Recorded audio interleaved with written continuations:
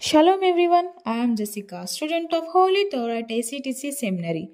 Dear friends, this week's Torah portion, Hazinu, meaning gave year, is the 53rd weekly Torah portion in the annual cycle and the 10th in the book of Devarim or Deuteronomy.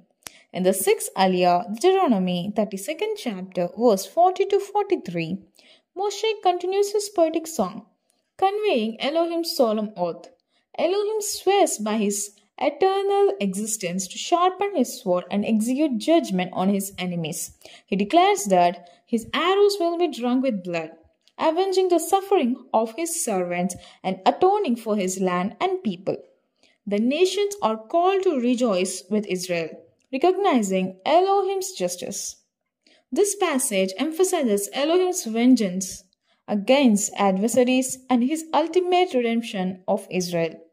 Dear friends, subscribe to our YouTube channel for more Torah lessons. Shalom, Lehitrot.